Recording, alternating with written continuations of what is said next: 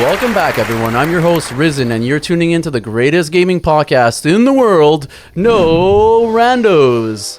Often imitated but never duplicated, please show your support by subscribing to the channel as we pursue truth, facts, and gaming experiences that gamers may encounter. Today, we're bringing in a cheating expert that knows his way around the RDR jungle pretty well. The biggest predator chaser in Australia, here he is, Jackal Shadows. Welcome.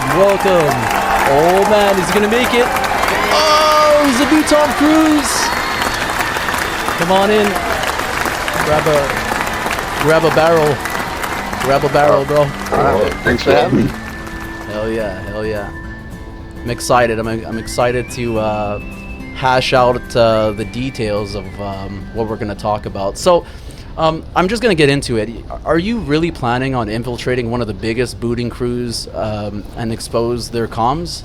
And, like, do you care if they know about it?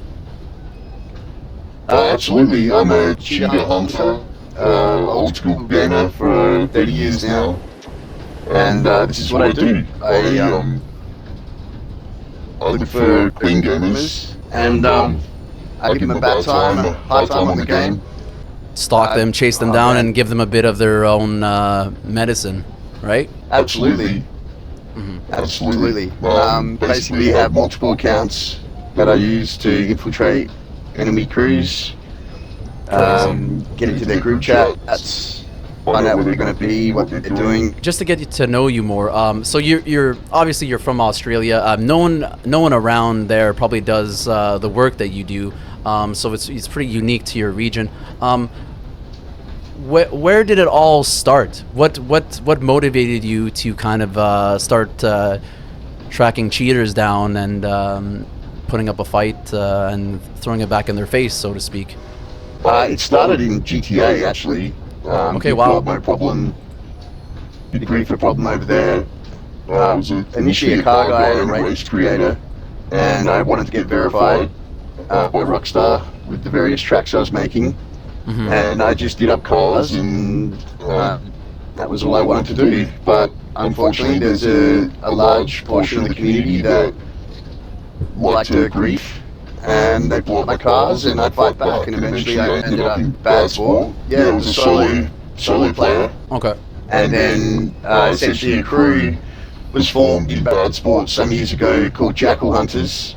And they had about 40 members that would literally just target me in bad sport. As a result of that, when I came out, I decided to make my own crew, Midnight, and we've been fighting them ever since. Okay, so Midnight is a crew that's on GTA and RDR, right? Correct. So I've retired from GTA. We ran 3 successful years in Midnight. We had a bad sport crew and a clean sport crew. Wow. We had members that service the nighttime fights and the daytime fights, and we eventually took out all the big non-name crews in Australia, and we couldn't get any smoke for a while. We're getting bored, so we used to go and seek out fights in American lobbies or UK lobbies, and we sort of took it to the peak and couldn't really get any action after a while. So we still get on every now and then. Recently there was a crew with some non-perverts within it, and we reassembled Midnight and pulled about 6 guys out of retirement to go back to GTA and take them on. Okay. That was a couple of weeks ago, and we beat them into hiding, and but now I'm mainly on Red Dead. Okay, and you specialize mainly tracking booters and god motors is your forte. Would that be safe to say? Absolutely. I played Red Dead back when it came out in 2019, and the community was much different to what it is now. Fortunately, as the years have gone on, players have learned to cheat with various in-game glitches and also with peripheral devices such as Chronos, lag switch, freeze lag, and various other methods. It's pretty rampant here. I'd say this game is probably one of the worst open world rerun PvP communities that I've ever encountered. Probably even worse than GTA at this point. I think GTA Rockstar maintains some sort of care for that game, whereas we all know Red Dead is kind of forgotten about, unfortunately, and therefore it doesn't get the support it needs, and jobs like God mode and defensive mode glitches, off-radar glitches are rarely patched, if at all. Whereas GTA, they continually try to stay on top of it, but as I understand it, there's God mode jobs in both games at the moment. Well, what other types of people are problematic for gaming communities on this platform?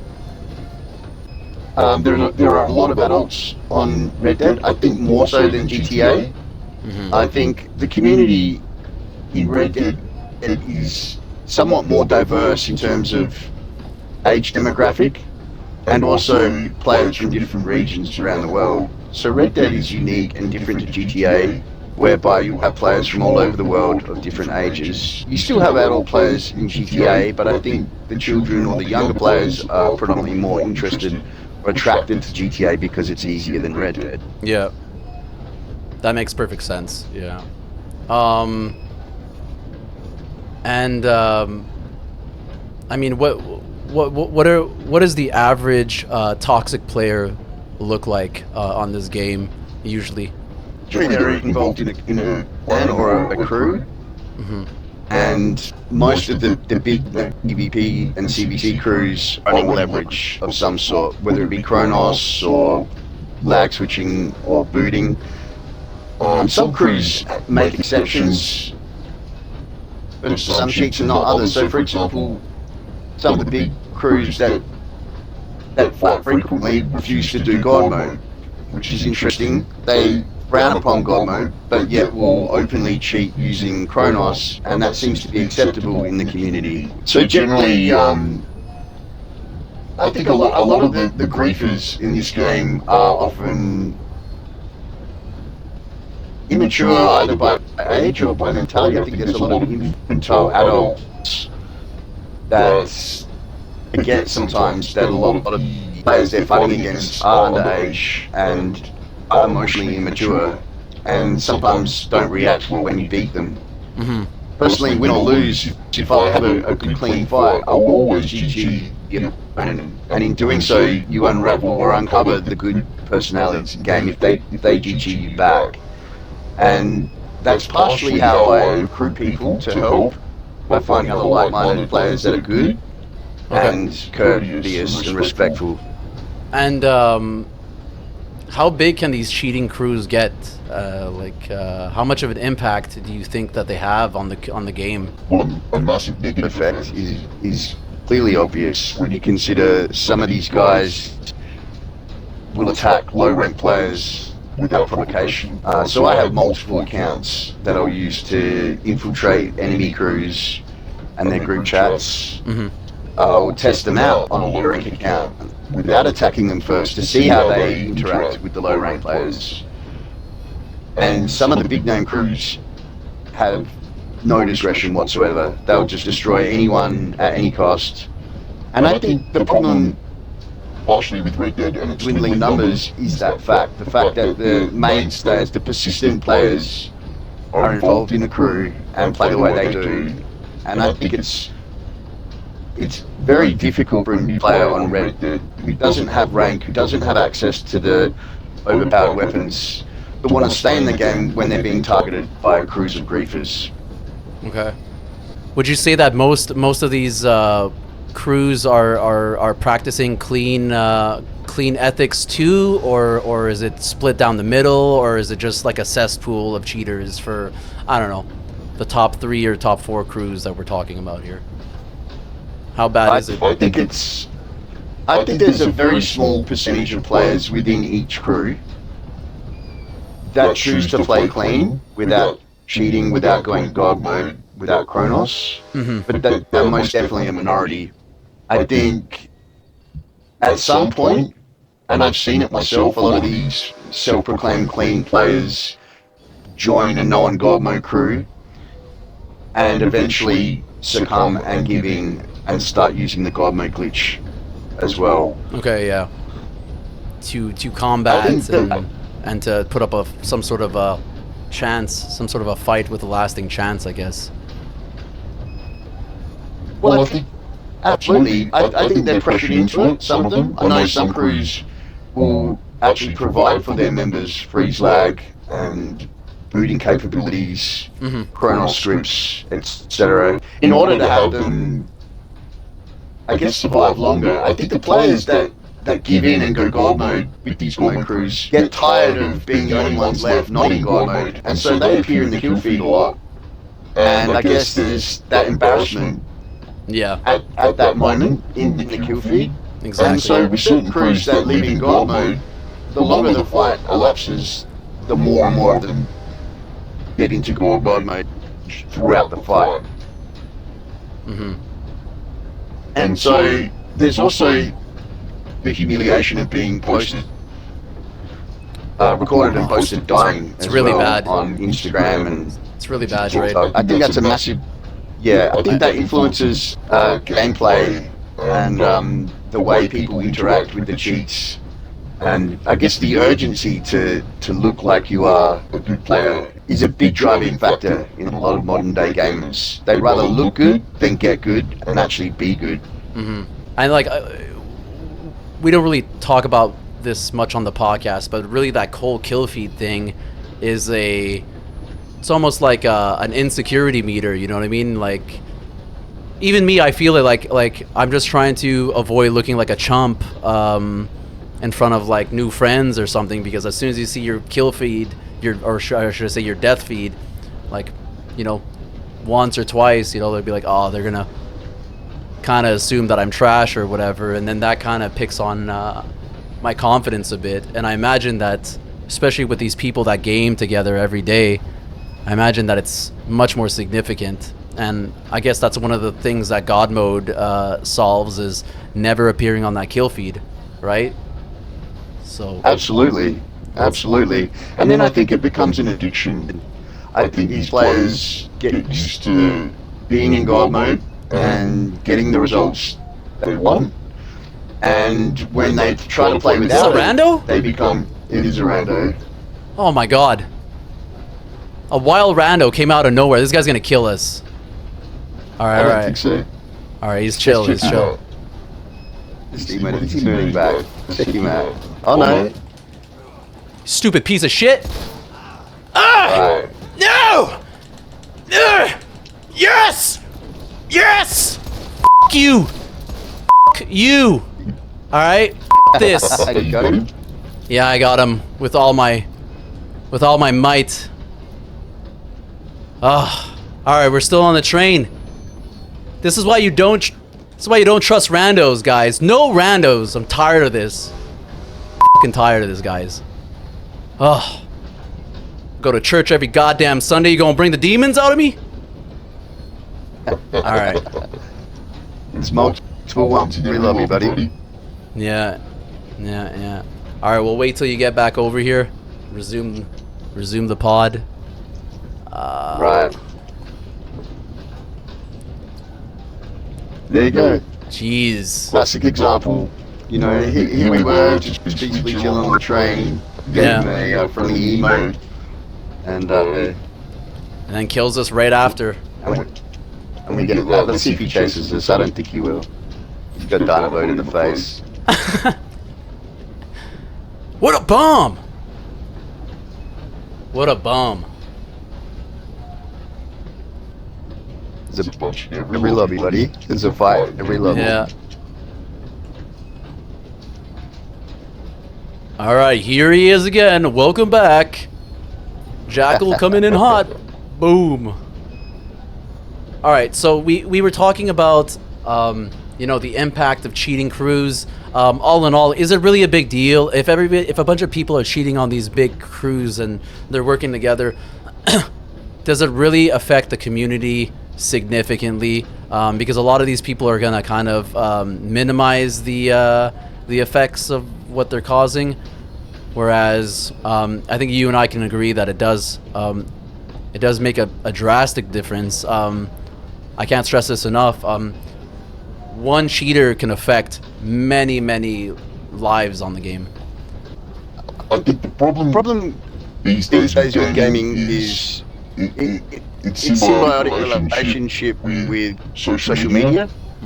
And I think the biggest problem is when you have the fight in the lobby, which we all come here for. It's a shooting game, as is GTA. But the biggest problem, I think, is when you turn your Xbox off at night, the fight's over in game. But when you take that fight to social media, that fight continues 24/7, around the clock, whilst you're asleep. And I've seen it. Crew members who get involved in that, they wake up to a fight in the palm of their hand. But the difference between a lobby with 30 people versus the audience on Instagram is everybody in the community is there.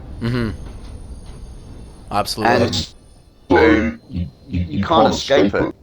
And so for the younger gamers who get caught up in both the in-game fighting and the social media wars, I think it becomes very stressful, especially when it gets personal. But when it gets personal and it ends up on social media and they start trying to find out what your real name is, where you live, get embarrassing photographs, that's when it gets really unhealthy, really toxic fast. And I think it can really affect the younger gamers in a negative way. Yeah, especially people that are preoccupied with their self-image online and things like that.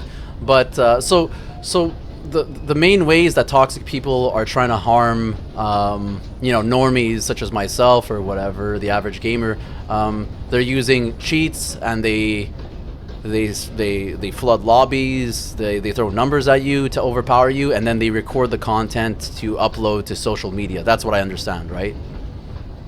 Correct. Okay. Correct. So despite the fact that people are actually cheating and it's making them impossible to die, they're still going to be petty, clip you, and put you on their social media.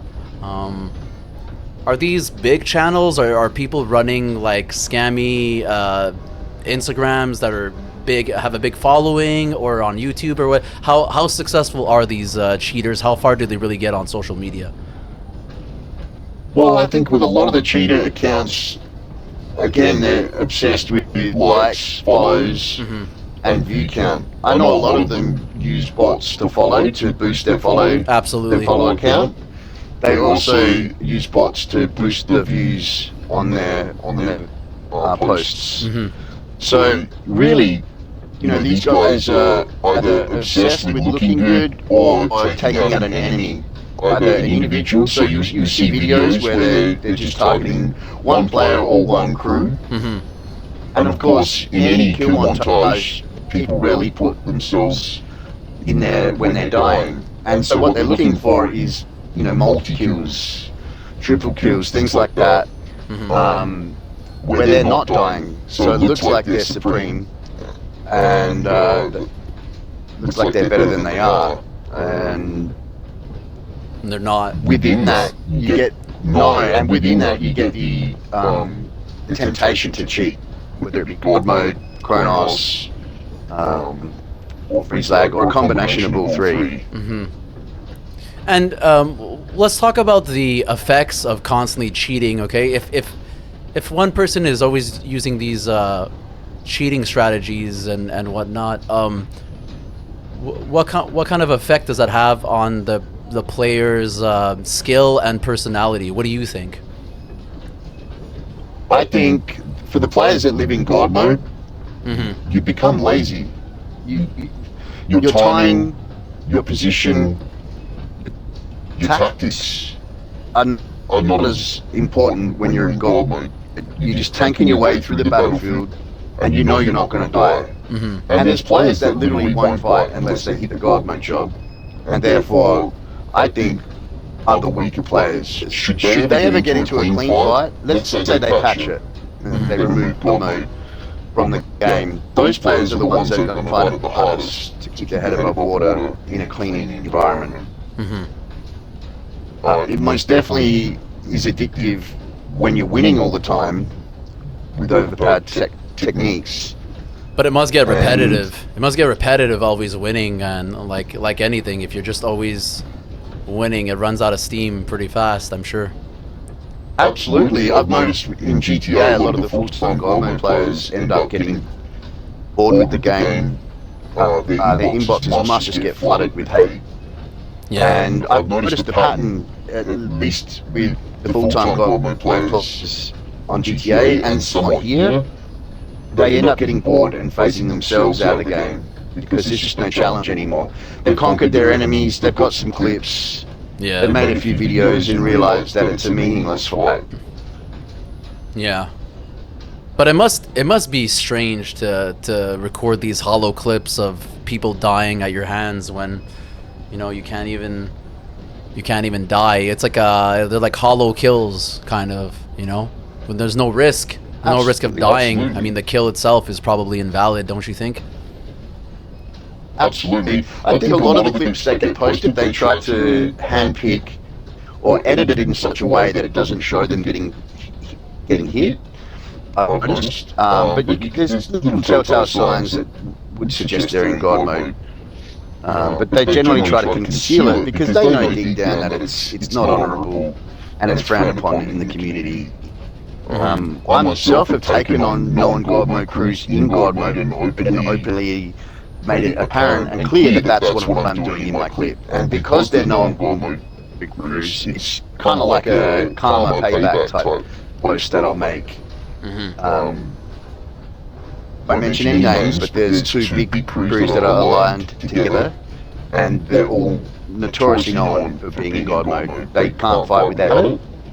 They implement all the other cheats we talked about, but generally they're known as God mode crews. Yeah. And Definitely so majority what I are do cheating. is- Oh, absolutely.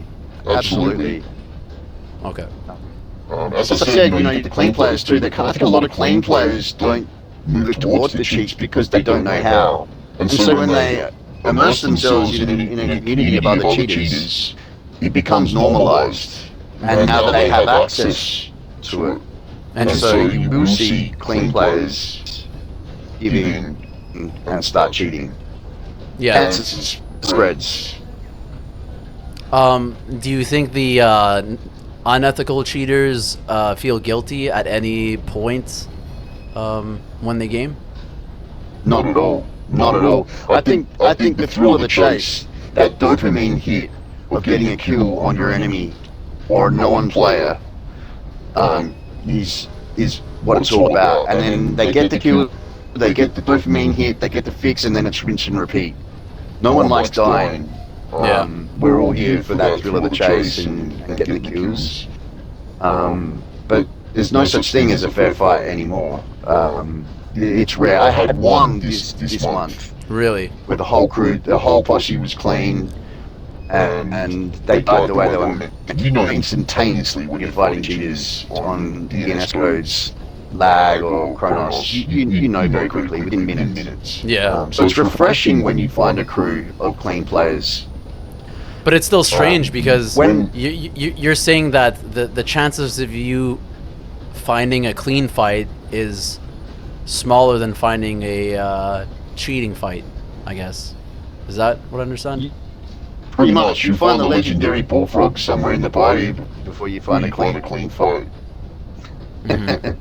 Yeah. Yeah. Yeah. Well, and what kind of lives do you think these people live?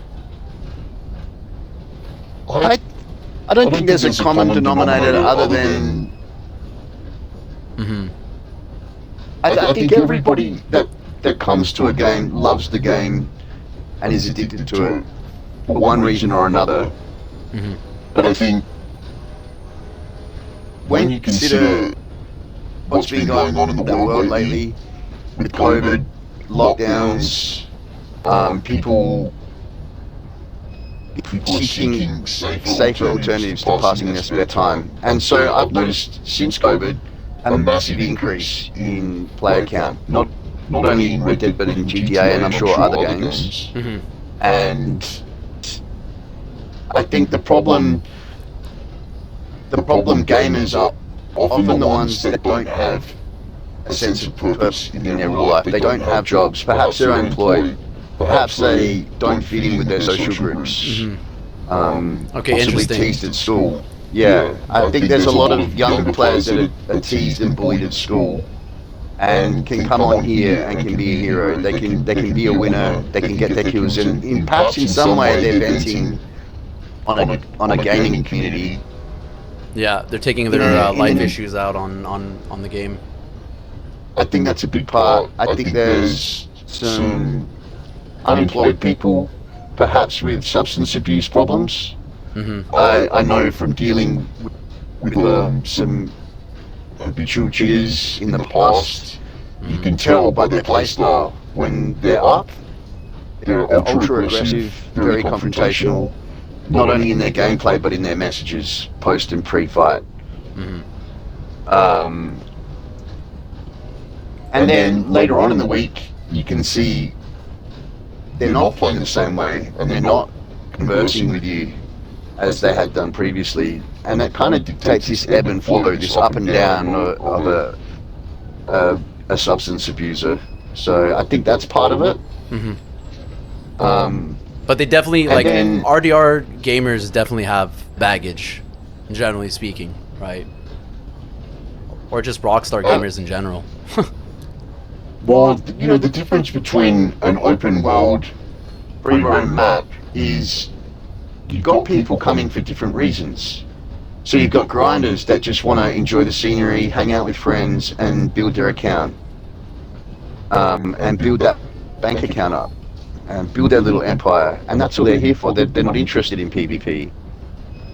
But when you create an environment where you've got those players in amongst PvP players, sweaty crews, you've got different people coming for different reasons.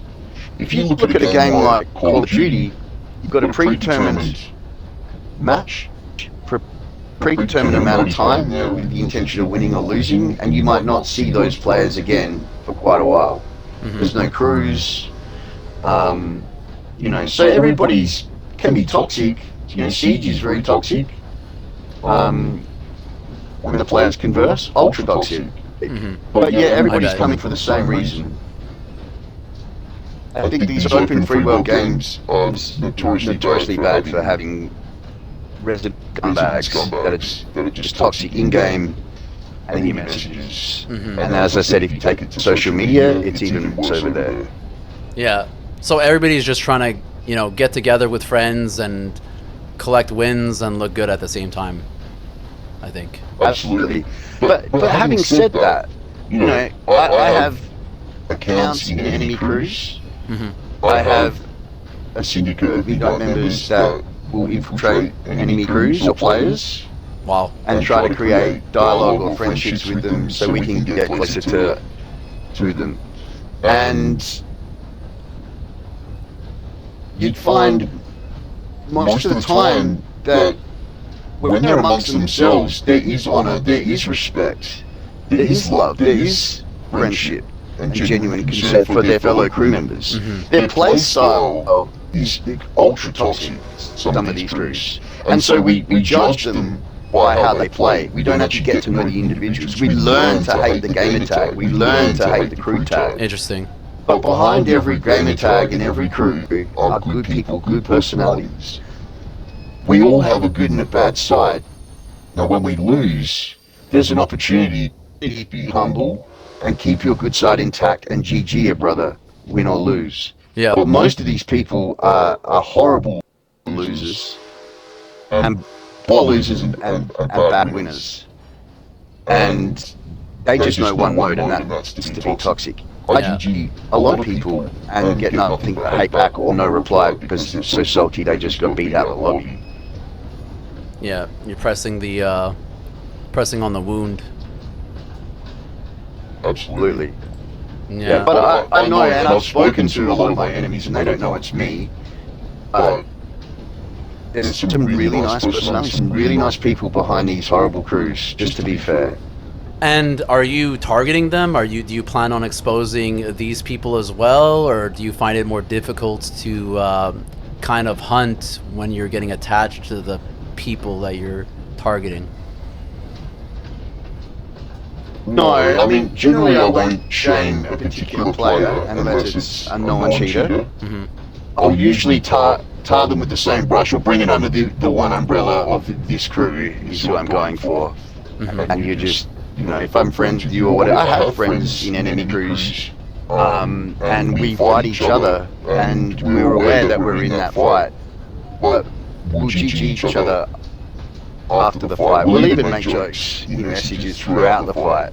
It's kind of corny, but it comes back to that old saying, it's not whether you win or lose, it's about how you played the game. And I can extend on that by saying it's also about who you became along the way. So one day this game will be dead and this game will be over. And what have you become? What have you gained from playing this game for 4 years in a toxic manner? Who have you become?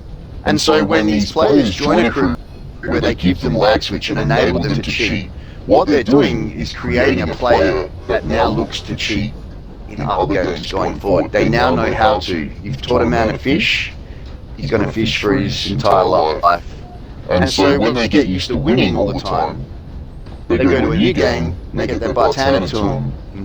They don't know how to take it. So they look to bring the lag switch into another game, and so it just continues. Cancer spreads from one game to the next. Yeah, it corrupts. It's crazy. Right? And from one player to the next. So this is why I go for cheater crews, because I don't agree with what they do. I don't stand for what they're doing at all, and I think it's bad for the online gaming community. It's bad for whatever game you're playing at that time, but they don't care. You know, if they love the game, which they clearly do because they play daily, if they really love the game, then if they loved it over their own love of winning, then they'd have some respect, they'd have some honor, and at least at least accept the challenge of a crew when they ask for a clean fight. Some crews just won't do it. That's interesting. There's no like real way to, you know, kind of request for a clean fight, you know. It's either if they feel like it or not, you know. It's at the cheater's discretion. But then you get some crews that will lose, and then they'll just turn on their freeze lag, or you say Lancaster only perhaps, and then they'll start using Carcano or pistols. Yeah, for sure. But where do you see all of this ending? Where do you see yourself stopping when it comes to the hunting? What would make you stop your campaign? I do this recreationally. I work from home. I'm an audiovisual technician / photojournalist. Very cool. I have the luxury of working from home, so I can play anytime. And I do this recreationally. I consider myself a decent player and a decent person. So when I come to a lobby, I might look for a fight, and I'll generally pick the side that looks like they're outnumbered, or they're losing or being picked on. Okay. And I might just join their posse if it's open. Basically how I play the game. I don't get on here and just start clapping people. I appreciate low ranks. I understand how hard it is for them. I know exactly what they're trying to do and what they're going through as a low rank. And so if I see low ranks getting picked on, I will most definitely help them. Okay. But for my own satisfaction, I like to go after the biggest guy in the room, and that's these crews that are cheating. And as a minimum, I look to just annoy them, get kills on them. I might make videos and send it to them. Okay. I'm sitting on so many clips across so many accounts, I don't even know what to do with them. I don't always make videos, but if it's about someone or some crew specifically, and I consider it bad for the community, then I might make a video and I'll send it to them, just to piss them off. Okay. Yeah. The usual RDR trolls, you know. Absolutely. Yeah, I'm beating them at their own game. I'm showing them. If you look at my Instagram, you see that I'm self-advocating as a clean player, but I'm an ethical cheater in the sense that I will cheat, but only to fight cheaters. And I'll tell them I'm clean. I'll fight them for a little while clean. My longest fight was 14 hours. Crazy. I didn't use any god mode. I didn't use any cheats at all. what got me started was a 6.5 hour fight with probably the biggest known God mode crew in this game. I was new to the community, new to the game, and didn't realise that I was fighting a God mode crew. There was 5 of us and 7 of them initially. They started to lose, and so they invited another posse and a partial third posse. So it turned into a 19v5. They then started booting, and they got 3 of my members out of the game, and it was basically a 2v19. Okay. With players in God mode. Wow. So that gives you an understanding of just how desperate they are, and how they'll do anything to win. Anything to win. Mm-hmm. Anything to win. No matter what it takes. Yeah, and they'll use overpowered weapons.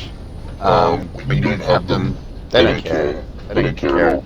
Anyway, when I decided to go for lobby hold, and basically their crew leader decided to basically start booting, and his posse members left so he could protect them from being hit offline, and it was just me and him left in the lobby.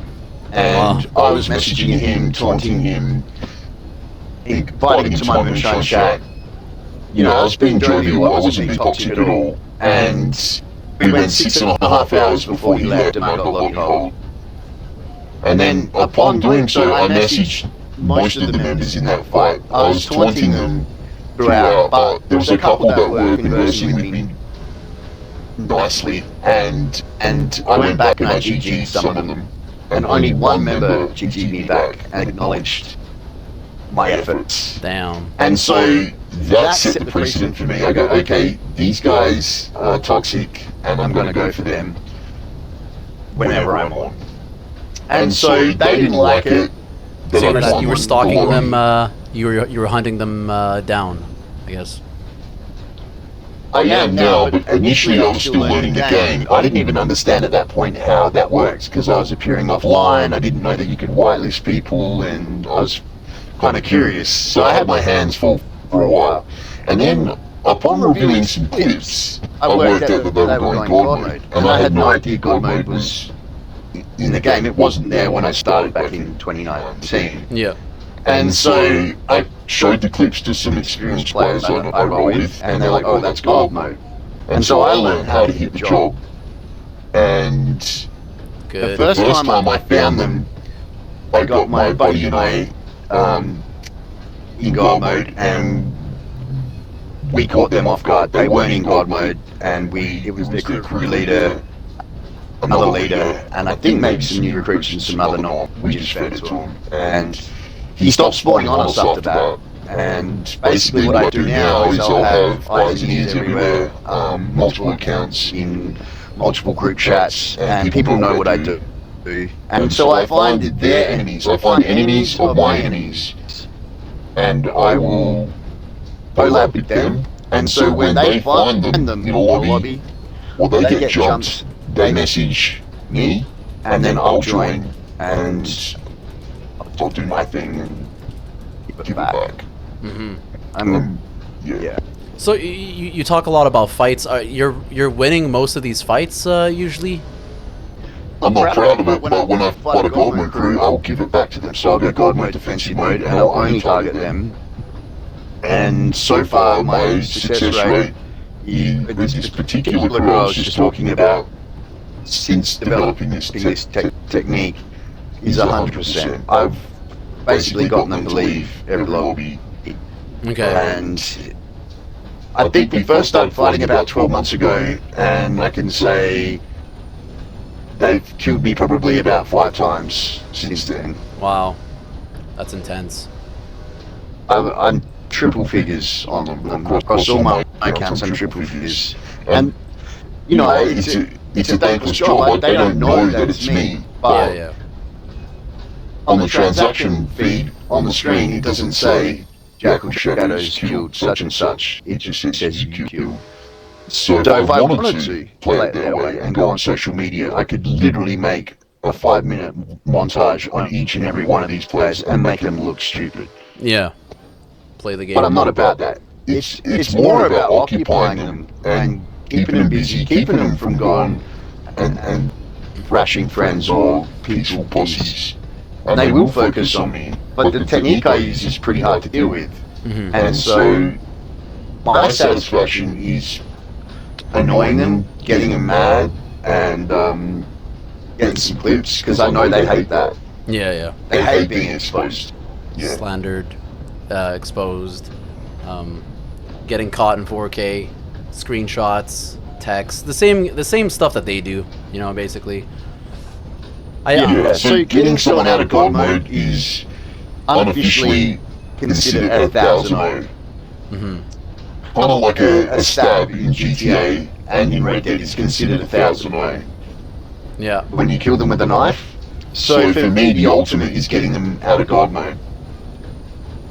Or just killing God mode players before they get into God mode is hilarious. Yeah, catching the God mode. We're gonna get into how to take out a God moder towards the end of the segment.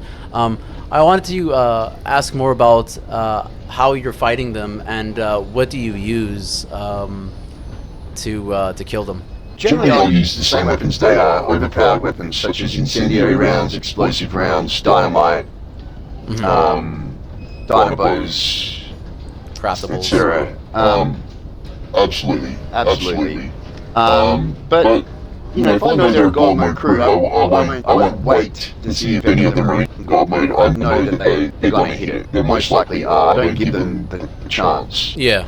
So generally, what I'll do is, if someone calls me in on an SOS, if they don't know the format, I'll tell them to break away from the fight, drop posse, and get me into the lobby safely. Okay. And then I'll do my thing and catch them by surprise. Sometimes I can slip into their posse and they don't even know, and I'll know exactly where they are. I'll ride up to them, I'll drop posse, and then I'll execute them. Okay, wow. I'll just monster the lot. If they're standing in a group, then I'll just monster the lot of them. Just clean them out. Yeah. And then what that does is it gives the clean posse or the other crew who doesn't want to fight God mode, who've got me in to help, it gives them an opportunity to get away whilst they focus on me. Okay. Well, I've got 2 consoles and 2 TVs as well, so I can have 2 accounts to fight at one time. Sneak one in. Plus I have a family member that also has 2 Xboxes. So I can essentially have 4 accounts at once. The train disappeared. Oh, damn. Well, this is great. That's cool. Thanks, train. Well, it's kind of fitting because this is where most of the fights go down here at Emerald Station, and this is also where most people hit God mode. Yeah. Exactly. The people waiting for people spawning at Emerald, think it's going to be a fair fight, and then you just get caught off guard. Yeah. That's right. That's cool. Okay. Gonna hunt down a train, and then we'll figure that out when the time comes. Let's But we might take a walk. I'll drop up here. It should just be on a hill. Come sit with me at my camp. Okay, that's you. Nice. Hello. Good old-fashioned wilderness camp. All right, let me sit down here. Classic.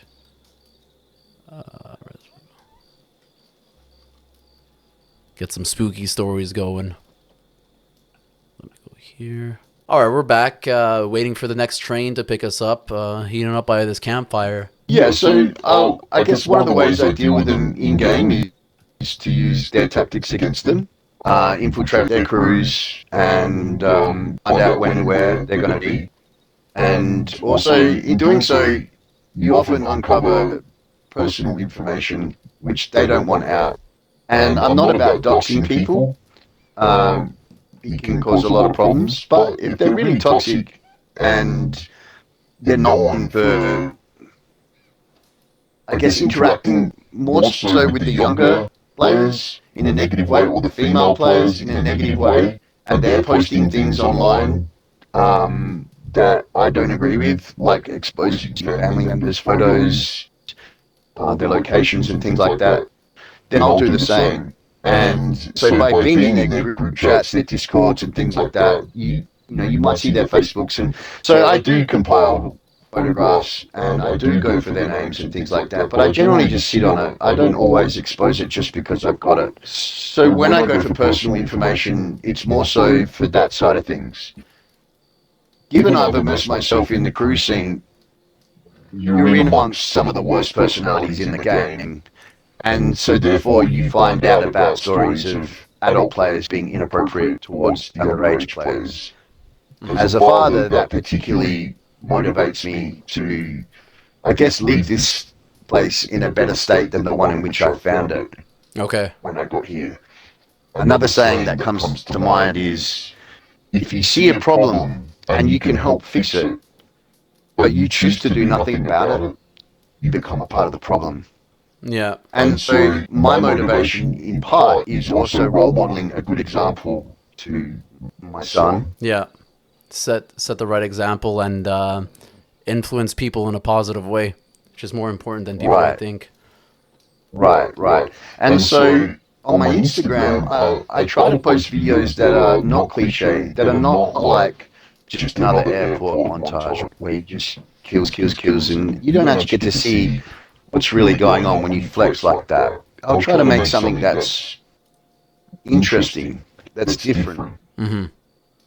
But on my other channel, it's about literally the horrible people on this game that are doing damage to people in-game, online, and in some cases in real life. So there's been examples where people have come to me on my channel when I was running it and needed real-world help. So for example, I've walked 2 female players through the process of getting restraining orders. One girl who was literally messaging me right up until she walked into the courtroom. Wow. There was 2 players that came to me on my channel when I was running, who were suicidal. Wow. Okay. Who had been victimized and bullied by the community so much that they didn't know what to do. Okay. And I guess in a sense I was honoured that they came to me for help, but I had to make clear that I'm not a professional when it comes to that type of thing. You're not a professional? And I didn't realise that, but I didn't realise, certainly not in counselling or talking people down from suicide. I mean, it's one to talk someone down who's in your physical space. You can restrain them physically should you need to. But when they're on the phone or when they're away from you and you're talking to them on Instagram or in a party, it's a lot of pressure because you could just lose them. They could just leave and go do what they're doing. Mm-hmm. So when I started doing this, I didn't realise just how bad it was and the types of support I would be offering. Mm-hmm. Seeing firsthand people getting crushed in their real world life because of online gaming. Yeah. The pressure of and distractions that they might bring to one's life. For sure. Yep. Wow. So you're like the middleman savior in RDR. That's what I would say. You're kind of like facilitating the whole process, the whole post process of like after being harassed, you can kind of help people, direct them into supporting them. Obviously emotionally and things like that, but also kind of encouraging them to escalate and to follow procedures on how to handle this kind of stuff. Absolutely. Just enabling them with understanding on the law, first of all, their rights, and then giving them coping strategies. So short-term ones whilst they're in-game. Sometimes I'll put a crew member into their crew, and then we can get them into their fights and into their lobbies and into their parties, so we can record the toxic members when they're mouthing off, for example. Sometimes we often will mediate. So if it's not serious and doesn't warrant escalation, I might go in and mediate. So there was a girl who had her nudes leaked, and it was on Instagram. She was underage, and I essentially reached out to her because I saw her in my feed. And she didn't actually come to me for help, but I saw what was happening, and I propositioned my assistants, and she agreed. And I was able to ask her who she felt it was, and we kind of tracked them down. And within one message thread Of me talking to them, I had the site down. I mean, I don't run that site anymore because in doing so, I grew pretty quickly, and I got the attention of other like-minded predator hunters. And so we now have a little syndicate. I also got involved with some people who are, how would you put it, ethical hackers. Once we established trust and a relationship, they would just watch what I do, and if they were interested, they'd reply to the story, they'd reply to the post and say, give me everything you know. And I don't know what they'd do, but they'd go off and they'd often come back with information, like IDing these people. Wow. Or they might do other nefarious things to slow them down. That's intense, and it must have been a crazy twist to have, these dangerous yet intelligent people coming in to help out and things like that. Kind of like what you, kind of like how we met. You know what I mean? After that one cheating special, you saw how we had like a similar goal, and we can kind of collaborate easily. Absolutely. Those that need you will come to you, and anyone who doesn't want to follow or doesn't want to stand by, forget about them. You don't need them. Yeah. But there are good people out there. There are like-minded people out there, and there's another saying that comes to mind when we talk about this. You take one stick and you can snap it, but when you put 6 sticks together, you're not breaking that. Yeah. And so now I've sort of matured. I don't make as much content and post as much on that channel like I used to, because I now have a much stronger team and we do things differently. And we can do things behind the scenes without being childish, posting to an audience that's kind of limited. We get better results when we operate covertly behind the scenes without drawing attention to the creeps and the perverts. Yeah, you wanna be able to go behind enemy lines without drawing too much attention to yourself. Yes. Yep. That's why I have multiple accounts. Okay. Are you scared that they're listening to this podcast and they're gonna figure out your plan and try to find you, try to catch you? Not at all. They'll never be able to keep track of me. I'm an enigma. I've got multiple accounts. I'm involved with account traders. I don't have to grind my own accounts if I need. I'm quite confident. They won't be able to track down everything I'm doing on each account. But they would recognize you though. Like if you saw your main and if they heard your voice, they would recognize you instantly. How are you going to curb that kind of suspicion? Well, I mean, I'm only involved on a few cases, a few crews myself. Okay. I have other people that work with me, other like-minded giga hunters, and people within my crew that can go in. So if I blow my cover, which I haven't yet, but if I blow my cover or it's time to blow my cover, and I'm not done, then I could send someone else after them. But generally what I'm trying to do is just, I guess, get in there, find out how they work, where they're going to be. And there's been times where we've got an insider who's in the party, in their party, in the fight, and they're piping back to my posse their telemetry, their battle chat live in game. So we can hear exactly what they're planning to do. Crazy. And also the ultimate evidence for you is the recording, getting their voices and things like that. I think you mentioned, right? Well, I think not so much with the gamers and the cheaters. Yes, what they're doing I don't agree with, but it's apart from the booting, it's not illegal. Yes, I've got videos where I've got gamers audio on there, but I try not to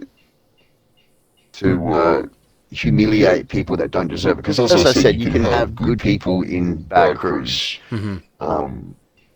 But I find what seems to interest an audience the most is when you've got audio or video evidence of an offender, as opposed to screenshots. Screenshots can be created and out of thin air, or adjusted to look cool. So you never really know with a screenshot whether it's legitimate. I'm always very careful to confirm whether it's true or not, the allegations, whether they're legit. I always try to get both sides of the story where possible. And only on one occasion I had to pull down a video, and it was only one small part of it that was incorrect. But someone came to me and said, this is not right. And that video was popping off. It was doing really well. But without any question, I pulled it down, I re-edited it, and reposted it. Okay. Yeah. Interesting. Very interesting stuff. I think it's time to move on to the solutions part of the podcast here. I mean, we've discussed more than enough on getting into the minds of these cheaters, and now we gotta figure out how to fight back and what our viewers can do to kind of combat and curb these cheaters. Let's go catch a train. Let's go catch the train first. All right, we're back, and we finally found a train, which is more complicated than it might seem. But we're on here and we're rolling. We're back. Yeah, rolling in the rain, and we're gonna start covering some solutions to the problems one might face in RDR, specifically fighting booters and cheaters. Okay, so we're gonna go into the hardware part. Obviously, the most common thing to get as a cheater, I would say, is the Cronus. What do you think?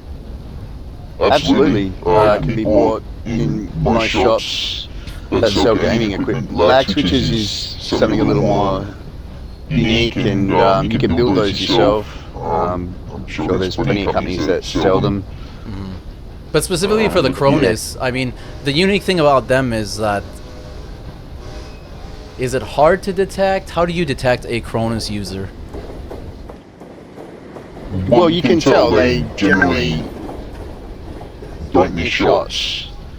They can put damage buffs on so that they're basically one-tapping you when you've got a really strong tanky build, which just normally takes 5 or 6 shots perhaps. So slow and steady takes a couple of headshots, and they'll just get you in one. Or they'll hit through hack cards. There's guys that will go defensive mode and still have auto aim. Things like that. Tonic spam.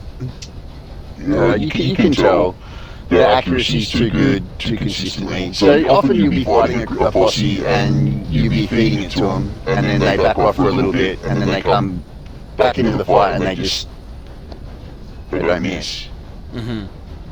It's a good sign. Yeah, and yeah, they're pretty pricey. I mean, depending on where you come from or whatever, but it's gonna set you back. You know, a pretty. Yeah, I mean, the generic scripts that come with the Chronos are useless. You need to buy the good ones, and as I understand it, some of those scripts fetch the high-end ones between $400 or $500, and I have heard 4 figures. I have heard of $1,000 scripts, but what? I don't know about that. Yeah. So people are buying scripts. They're like illegal scripts. They're black market, or how does that work? No, I mean, they're completely legal. The Chronos device is legal. It was created to help disabled players that have hand-eye coordination problems. And so its intentions were, I guess, sold as being, of a good nature, but toxicity invades.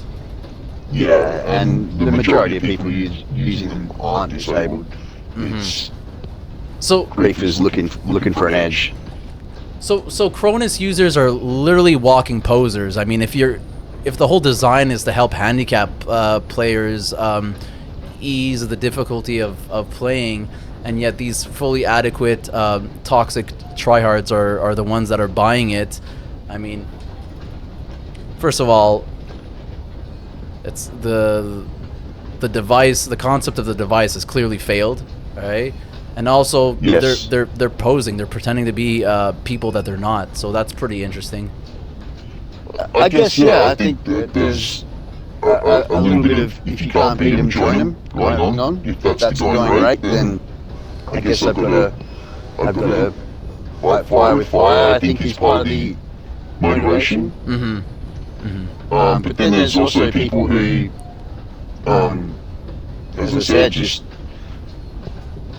are in a crew where the others are using it, and so it becomes easily accessible, easily understood, and It's accepted. it's accepted. For sure. In some crews, you must have Chronos to get in. They're Chronos only crews. Oh yeah, I remember that. Yeah. The pure cheating crews. So it's literally forcing everybody in the crew to cheat. They're 100% cheating crews, I guess. Which is pretty incredible. Absolutely. You also have a large portion of people who are using it but will never admit it to you as an enemy or to their friends and crew members because they want everybody to think that they're naturally good. Yeah. But people will know, right? Like, people kind of get hints. You're usually a lower level of some sort, and you're hitting these crazy shots. I mean, you can't just start the game. Perhaps. I mean, rank in Red Dead doesn't necessarily determine ability. You can have, I cruise around on rank 30 accounts and punish high ranks. But I'm obviously limited because I don't have access to the craftables that they often use when they're losing. So that's a disadvantage. But, if you've got good centering, you can drag and flick scope well and good game sense, you don't need to be a high rank to do damage. But generally the Chronos users are all different types of ranks. I mean, I've had low rank Chronos crews users coming at me, and you can tell straight away they know the game and they're cheating. So to counter a Cronus is like... But it's strange. Chronos seems to be more accepted by the community and tolerated than God mode. So an in-game glitch or exploit is frowned upon by every crew, except the ones that use it. That's But legit, though. Chronos it seems to be more accepted. That's kind of legitimate, though. I mean, at least you could still die while running Cronus. The only way I could see to counter it is to hone in on your skills. Maybe run snipers to shoot them from further out, unless they're using the same thing. But if you're not good enough to fight these people, you gotta run Cronus too. You gotta turn into an ethical cheater to combat Right. it. That's crazy. Yeah, I mean, I think Chronos is the most appealing because it's easily accessible. You can have freeze lag and still, it won't help you. It's an art form. We've got 2 blue rares here. Uh-oh. Oh, man. Here comes trouble. You haven't taken any chances after the last one. Oh, Yeah, God. shooting. Oh, God. Oh! Oh, my God. Oh, my God. Oh, my God. All right, looks like we're under attack here. Let's move on with the next part of the segment here. I'm gonna jump into the DDoS / VPN part. So basically, another extremely common way for people to affect you at a distance is to slam your router, things like that. Right. We can kind of talk about dynamic routers and dynamic IP addresses. It is extremely practical to get a dynamic router that can use. Oh my God! Yeah, they're on the train. One of them's on. Oh man, you're gonna have to fight him. Oh!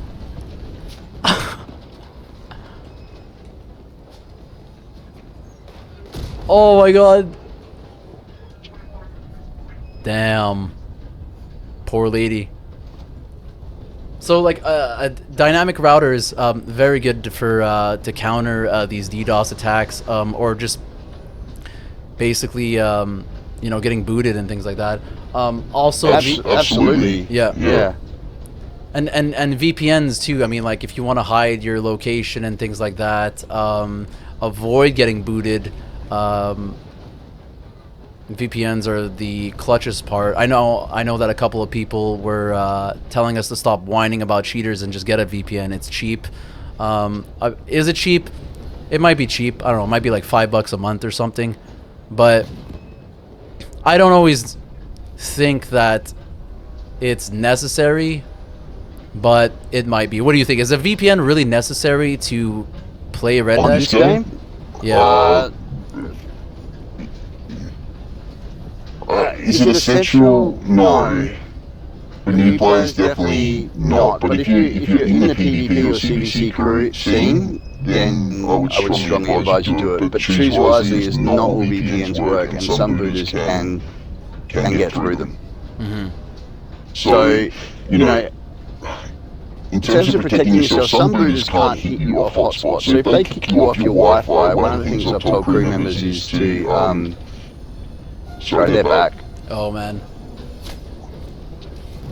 Or is to jump off onto your hotspot. okay. And some of them can't hit it off, but some booters can get right through your hotspot. Mm-hmm. Oh shit.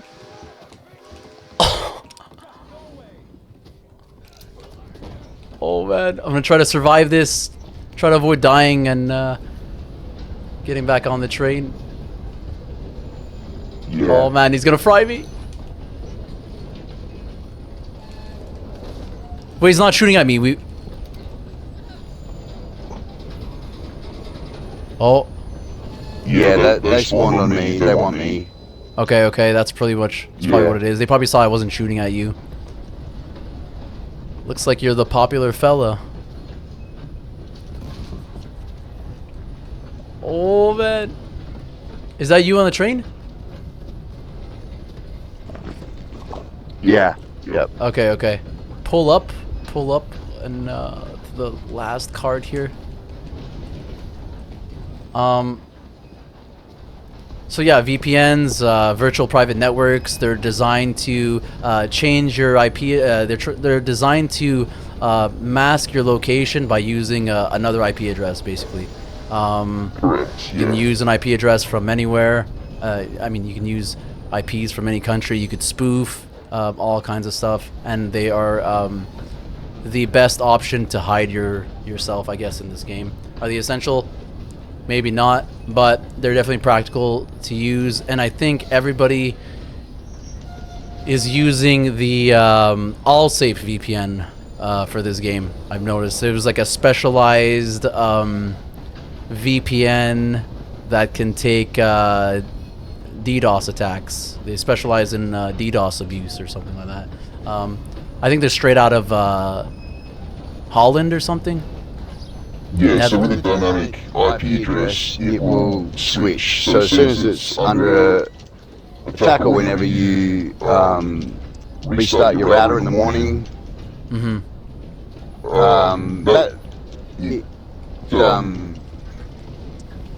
Hold on, where are you at? um, Where are you at right now? are you still on the train? I'm trying to get Yeah. off the train. Come on down. Yep. Yeah, dynamic IPs are as soon as you go down, you won't really be held off because the IP will cycle to another location, in which I think the attacker would have to pull your IP again, get the new IP, and try to slam it. I mean, people have been detected even using VPNs, so it's not necessarily foolproof, but it definitely solidifies the defense against these attackers, right? Absolutely. Just be aware that not all VPNs are alike, and some routers I know for a fact can get through them, and they can get through hotspot as well. Yeah. So the next one we're going to talk about is lag switching. Obviously, lag switching is really hard to counter. You can kill people, I think, while they're lag switching, but it's next to Right, so lag switching, you can have an intermittent disconnection of your internet, which basically makes you look like you're flickering around the map. And there's freeze lag, where they actually turn their internet off briefly for a couple of seconds, up to about 8 or 9 seconds, and they appear to freeze and stand still, but really on their screen you're frozen and you're standing still, and they can... Oh god. Oh no. Yeah, they can move and get position and lock onto you. Mm-hmm. So what? How do you fight them? How do you? Oh. Oh man. You got him? Oh, here he is. Come on down. The survivor. Oh my god. Oh my god. What? Awesome, awesome. Little bit of lag switching there. Oh man, you're the killer. I should have brought my sniper. There's no way. Oh my god, smoked. Oh my god, alright, let's head back. Let's head back. Nice. That was pretty sick.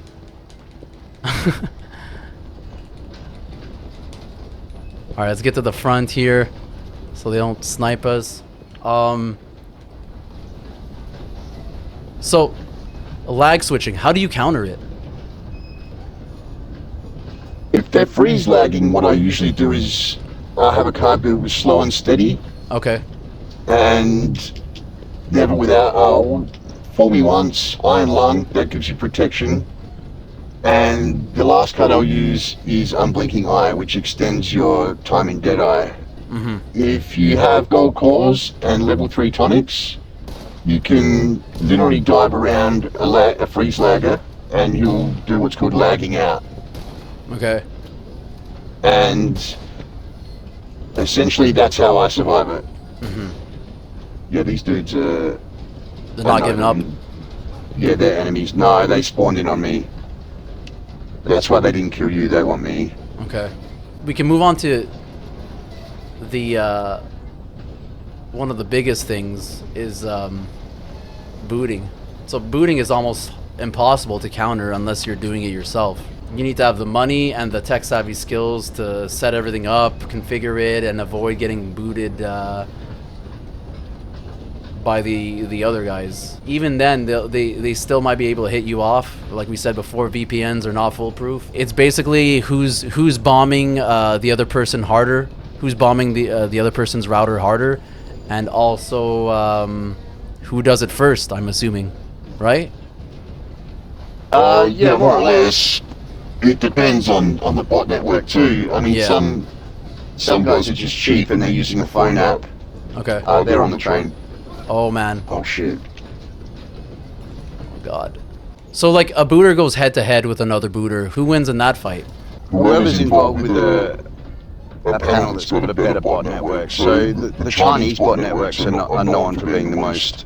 Unreliable? most overpowered. Okay, wow. Yeah. Go figure. I mean, China's responsible for most of the DDoS attacks in this world anyways, so Right. kind of makes sense. So yeah, one of the things you can do if you get booted offline is reset your modem, your router. Mm-hmm.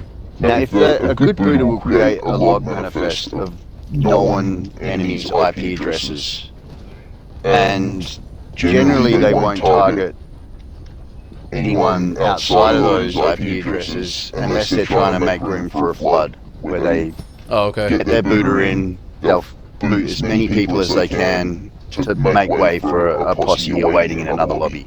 Mm-hmm. They will make a list or a log, and they can basically target you whenever you sign in. And so what you do then is go to your internet service provider and say, look, I'm continually being DDoSed, and I'd like to change my... Yeah, they're back. I'd like to change my IP address. Okay, yeah. If you have a dynamic router, It'll just do it by itself. it will do it automatically. Yeah. Mm-hmm. Can you get oh god. Oh my god. Oh my god. Taking care of business. So like that's the difference between a regular regular DOS and a DDoS, right? So the DDoS is dedicated, whereas the regular DOS is not. If they boot you offline, you just got DOSed. If they hold you offline, that's a DDoS because That's it's a denial of service. dedicated. And and so generally most booters will just soft boot you to get you out of the lobby and disconnect you. Yeah. They're not necessarily trying to hold you down, but some of them definitely do, and I think that's one of the lowest of the lows in this game. I mean, Absolutely, Oh! but you know, it's a faceless crime, so you know these guys do it with impunity. There's never any repercussions, unless someone gets hurt, and that's the problem when you've got mature age players which are attracted to Red Dead. There's a lot of mature age players that play this game, yeah. and some of them have medical needs that require internet connection to their care provider. Yeah. That's true. Right. But you might also have younger players that have family members that don't even play the game, mothers, fathers, grandparents that live at home that also require a medical internet connection. Yeah. And I think until some incident happens where someone's injured or dies, then not much is going to change. Those laws and the legislation against it are there generally to protect big business. So when hackers take down, you know, Amazon or something like that, there's legislation and framework in place to punish them. But they're just, you know, situations like you're gaming and you get kicked offline, good luck trying to take that to the police anywhere. Yeah, yeah. It's really, it's quite hard to prove. Jurisdiction, right? Yes. Biggest. So there's a so there's a well-known case of what we're talking about on Red Dead. They booted a player with multiple disabilities.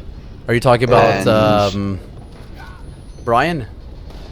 Silent Brian, correct. Yeah. Yep. Classic. And so basically the police, as I understand it, did get involved and investigated it and deemed it as non-life threatening in that instant, but it had the potential. Oh yeah, no doubt. And anybody who minimizes that is in complete denial or just bias, trying to, you know, downplay people's actions, right? It's a terrible thing to do, but they're not necessarily doing it on purpose. They're not necessarily conscious of the people. They're not necessarily conscious of the people that they're affecting until, you know, like even Jarl mentioned, like, you know, stop booting these people, they're vulnerable, whatever, and then they keep slamming them. They do it out of spite, and then they laugh about it or whatever. I mean, that's some downright sociopathic garbage right there. You should leave people alone. And that, absolutely, and that just is a reflection of the young, immature minds that are attracted to online gaming, whether that be their, you know, in their teens and just haven't lived enough life to realize, you know, what they're doing is wrong. But, you know, having said that, there are a lot of infantile adults that get drawn into all this petty stuff, and, you know, so I'm not just targeting. Oh shit. So I'm not just targeting, you know, the younger players. There are adults on here that behave like children. Worse than sometimes, when really they should be setting an example and trying to role model. Yeah, I agree. So that brings us to the big one, is the God mode, which is another. Oh man, are you okay? Oh shit. Okay, good. Yeah, we got someone else now. He was just a random. Okay. So those other two left. So, talking about God mode now, God mode seems to be extremely strategic to beat. Obviously, everybody knows what God mode is. No one can die. It's essentially one of the most pointless cheats to do. It really, in my opinion, shows how insecure a gamer might be, especially if they're always in God mode. Literally living in God mode constantly. I'm sure you all know who you are if you're listening. What is the general strategy? And I know I know that you've uploaded videos and stuff on tutorials on how to beat God mode. We can actually pull that up, and you can kind of walk me through what you did here. Right. So this is a clip that we've seen off of your Instagram here. Right. So that doesn't actually break the God mode glitch, but it will incapacitate them. Okay. So the idea behind it is to buy yourself time. And you might buy yourself time just to get extra posse members on you to assist you. And or drop your wilderness camp, which I'll get to in a second, because that's one of the ways you can also break the glitch. It's like a step-by-step tutorial. First part is the toxic moonshine. Toxic moonshine. Yeah, exactly. Generally, you would bolus them and hog tie them, and then you'd throw toxic moonshine on them to keep them incapacitated. They literally can't break out of the restraints when they're incapacitated by the moonshine now. What about wall breaches and things like that? Right, so again, it doesn't break the glitch, but you're kind of putting them in isolation. Okay, that's crazy. And and they hate it because they have to leave the game, or it requires 2 more crew members to come to their rescue. And it would mean that, you know, the other guy would put the other guy down hog time and throw him into the building to throw the God mode guy back out. It's a lot of work, it's too hard. Usually that room will be guarded by whoever threw them in there. Okay. Or there's a fight going on around them, so you don't have the luxury of time to get another guy in there. Oh shit! And I'm dead. Murdered. I wasn't paying attention. Oh my god. I was looking at the video. Hopefully they're still on that train. Going incendiary. Oh god, my horse is just blocked me.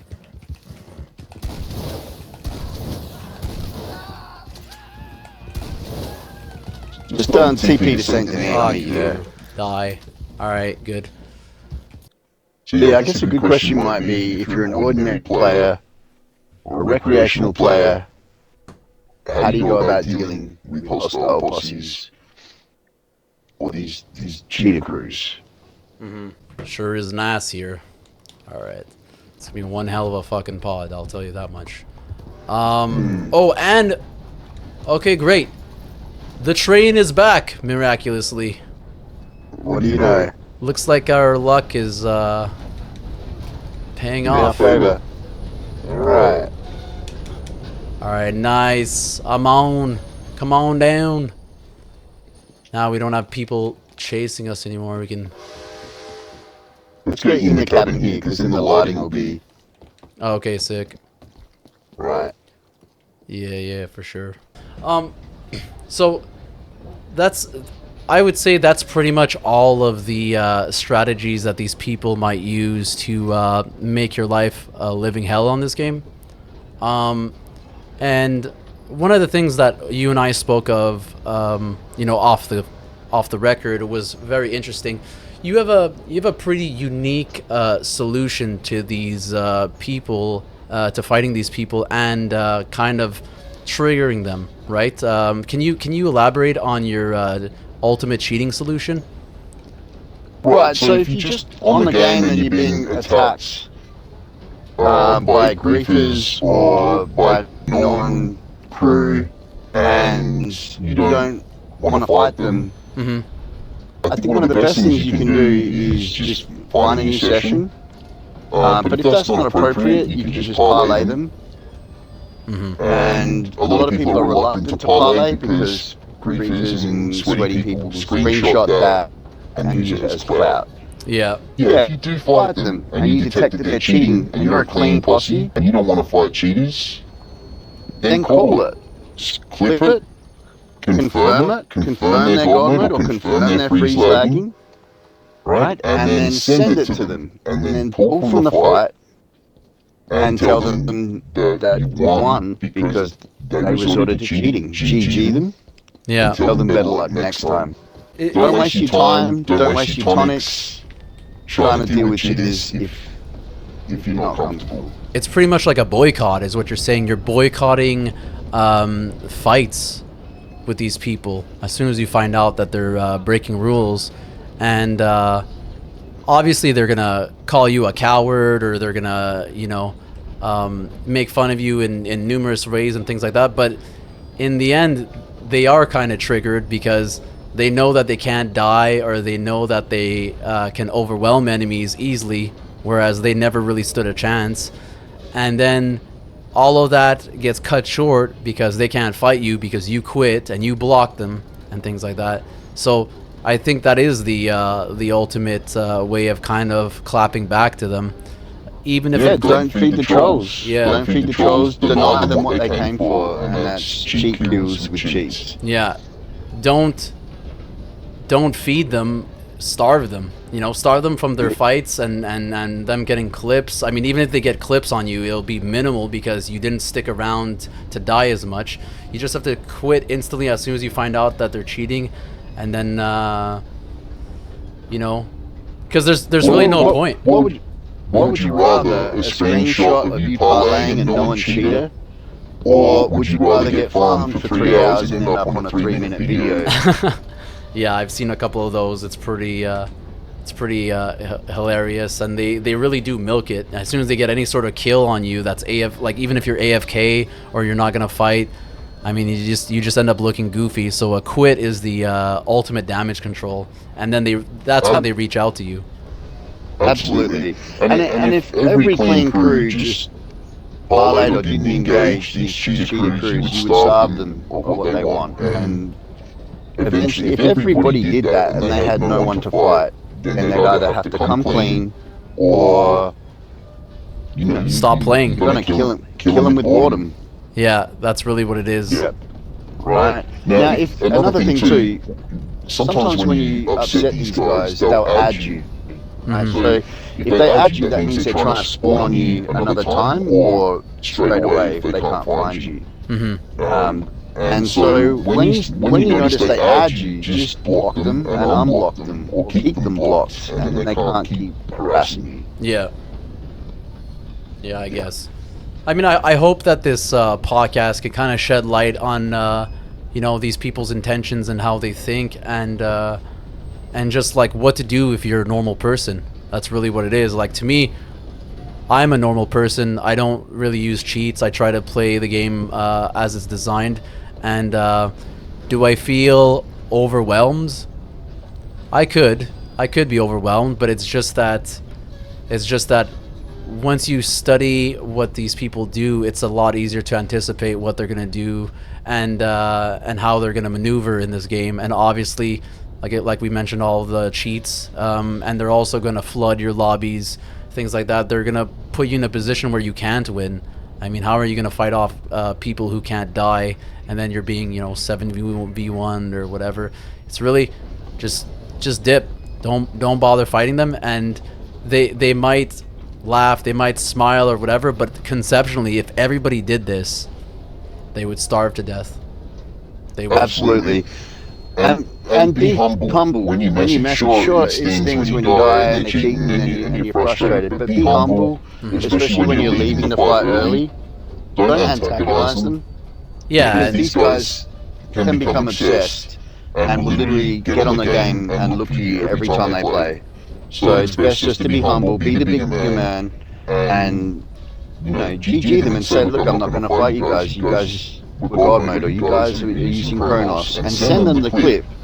You know, if they slam your router, run to your router, unplug it, unplug your modem to avoid any sort of damage to it. It might start overheating and things like that. So try to unplug it before that happens. Also, dynamic routers are the best way to change your address, so they can't hold you offline.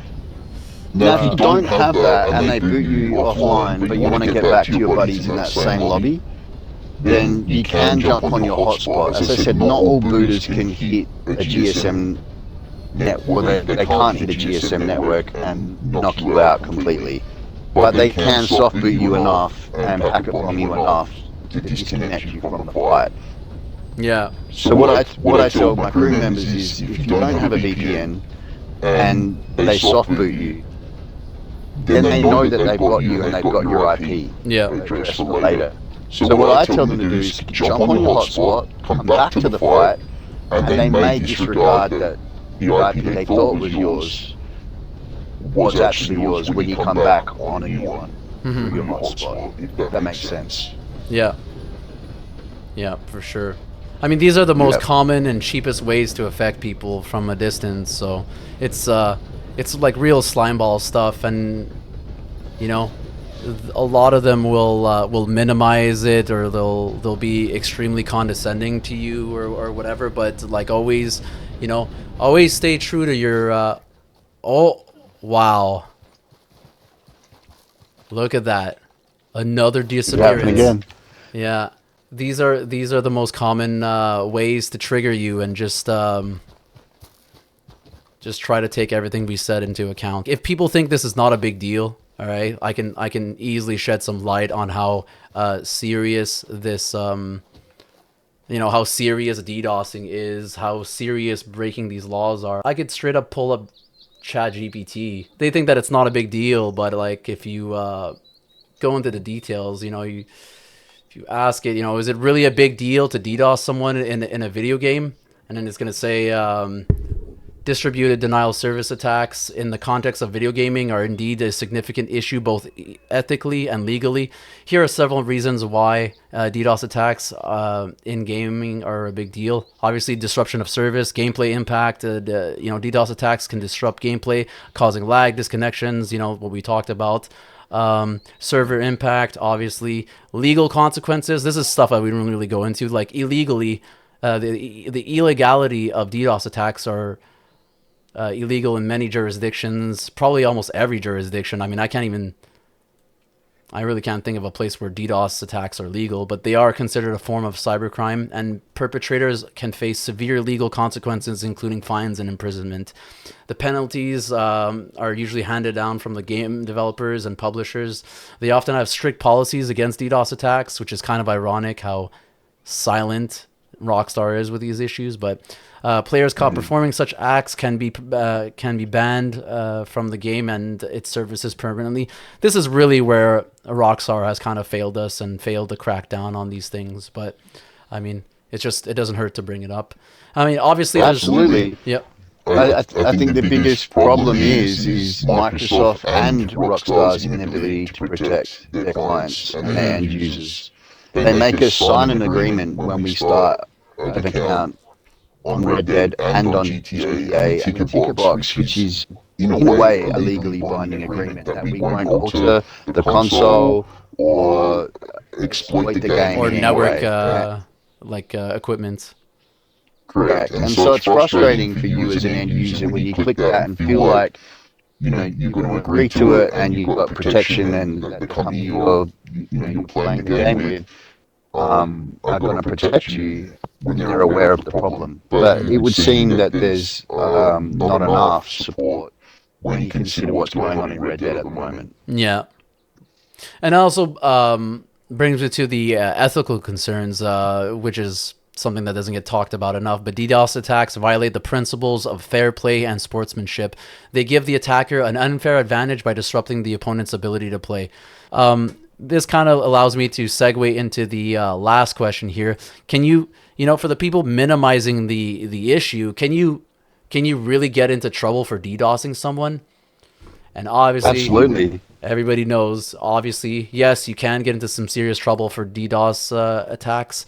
Here are the main reasons why. Legal consequences. DDoS attacks are illegal under various national and international cybercrime laws. For example, the United States, the Computer Fraud and Abuse Act prohibits unauthorized access to computer systems, including DDoS attacks. There's one. criminal charges. Perpetrators of DDoS attacks can face criminal charges, which may result in heavy fines and imprisonment. Sentences can vary, but they can be severe depending on the extent of the attack and the impact. Prosecution, governments and law enforcement agencies take DDoS attacks seriously and have dedicated resources to track and prosecute offenders. This includes collaborations with international agencies and apprehend attackers. There's also civic liabilities too. Lawsuits happen all the time. Victims of DDoS attacks can file civil lawsuits against the attackers.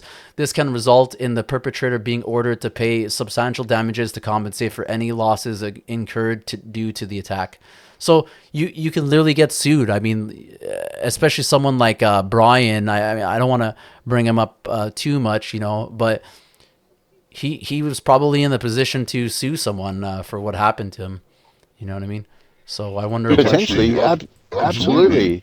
Yeah. I think he was a really important case when you consider it has echoed through to every crew. They're all aware of what happens, and I think it, on some level, has sunk into those booters, at least for a moment, and hopefully given them some sort of conscience and fear for what might happen if he goes wrong. And I think there's good in every bad situation, and the good that came from that was, first of all, he wasn't injured as a result of being knocked offline, but second of all, what it's done for the community in terms of promoting awareness and setting some sort of moral compass for some of these booters, at least, to consider. Yeah. Some people you never change, but I know some of the booters aren't bad people, and that's why they soft boot. That's why they target IPs that they know are enemies from a log. They just hit you hard enough to knock you out of the fight.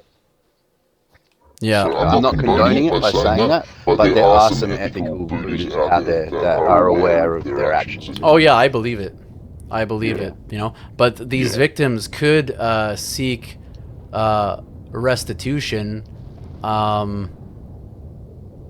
Absolutely, if it results in injury and harm or a loss of income, most definitely. Civil suits are often based on those issues. Loss of business opportunities, like or your computer getting fried or things like that.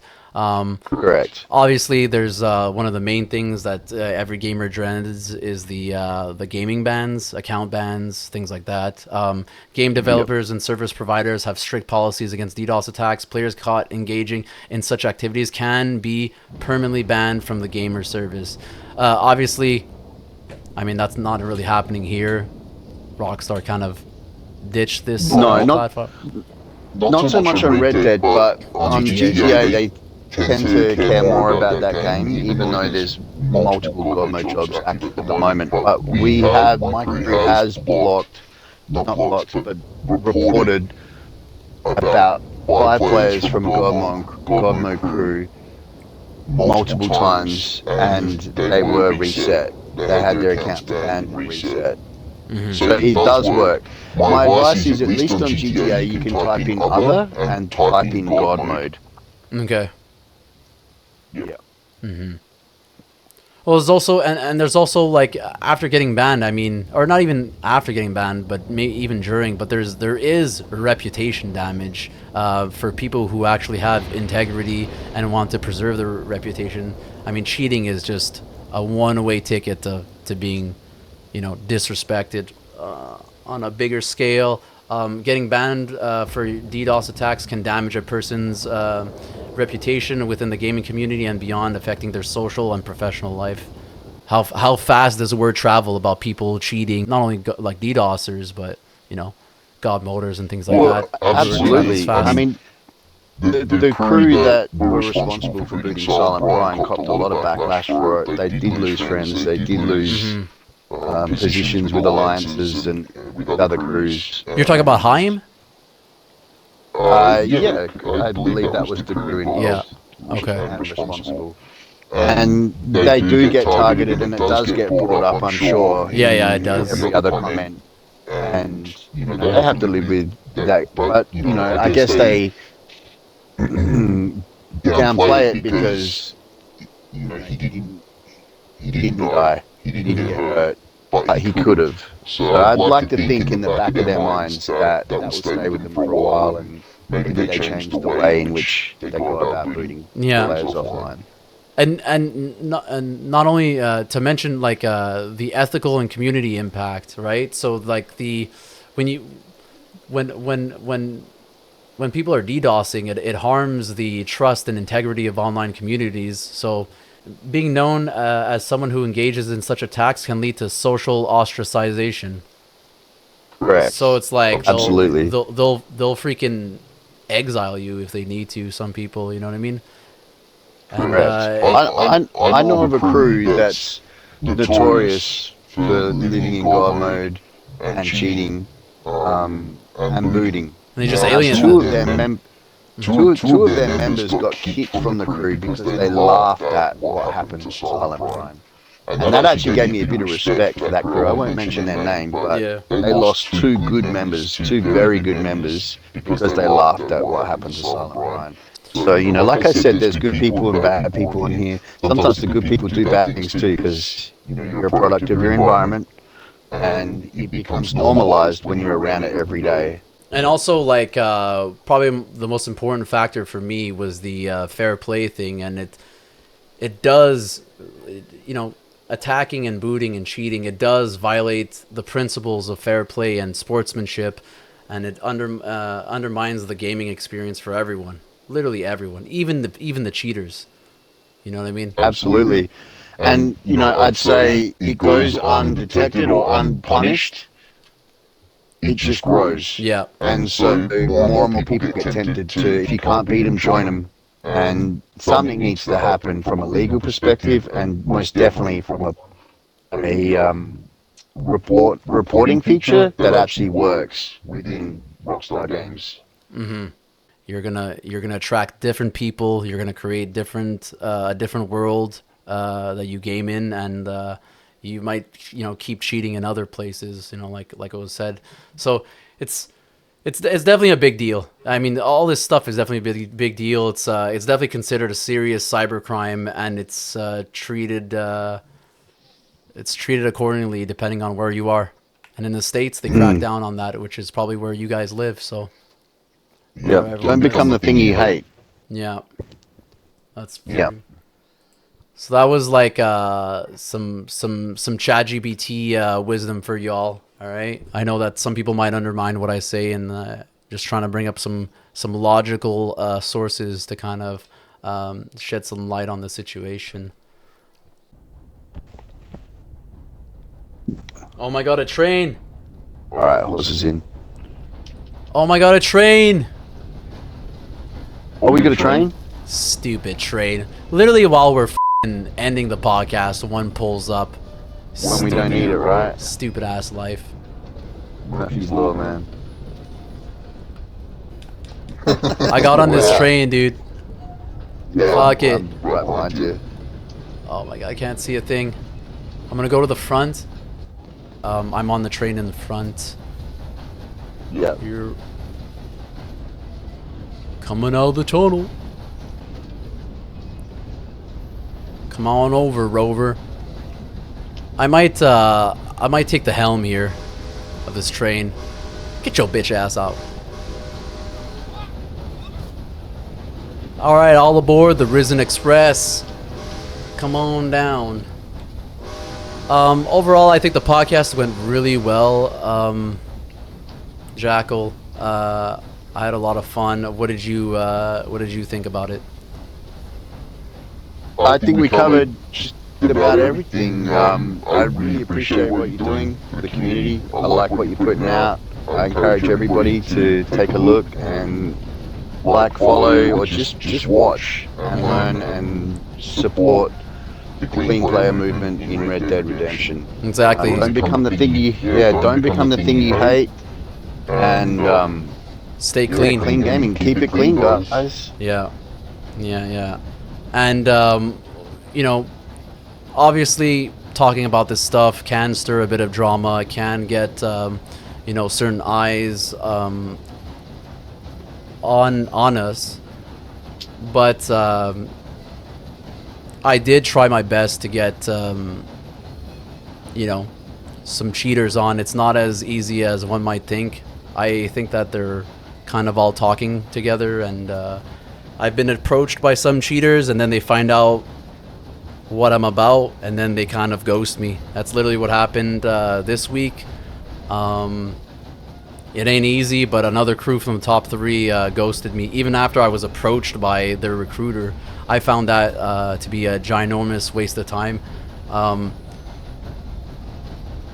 Maybe you guys have things to lose. I don't even know. I don't know what the deal is. Like, I can definitely do some damage control and figure things out so that, you know, podcasts can be anonymous and things like that. But no one wants to give me their time, and they, I guess they don't want the podcast smoke. You know, listen, no one owes me anything. Like, I get it. You don't want to come on, but you do owe the people you harm an answer. You owe them something, because every day you hop on here and you cheat, it's more and more people you're cheating out, and, you know, they just have to, you know, leave the game with their tail between their legs and wondering what the hell happened to the state of gaming. I think that someone should definitely reach out and contribute to the community. Don't just, you know, take it upon yourselves to, you know, try to repair some of the damages most of you have created. If no one wants to come on, then so be it. No one owes me anything, and if they want to boycott the podcast, I'll have no choice but to leave them in their silence. That's basically it. All right, so I think the sweaty griefer side are a minority. I think the clean player base is much bigger than the regulars that come on here and play horribly. I think there's a lot of people that appreciate what you're doing. I understand why these crews don't want to come on here, because it's an admission of guilt. It's a way of admitting that they know they're doing something wrong, and they'll come on, maybe try and justify it or not. But it's also about being pressured or ostracized by their peer group. yeah, just grow some balls. Grow some balls and come on yourself. Take it upon yourself. And if you don't want to represent your crew, you don't have to. But Do it anonymously. yeah, I would love to get the opinions of people on the other side.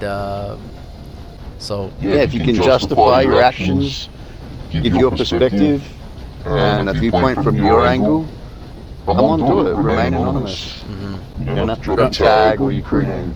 yeah, the only crews that are left are basically, I would say, who are also ghosting me, but Mob or BVG, you know, hit me up.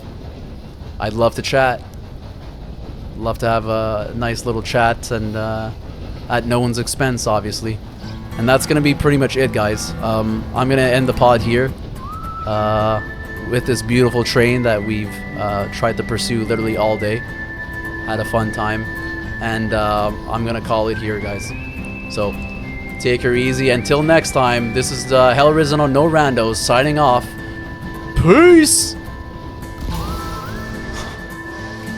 I didn't get you. What the fuck? Ah! Ah!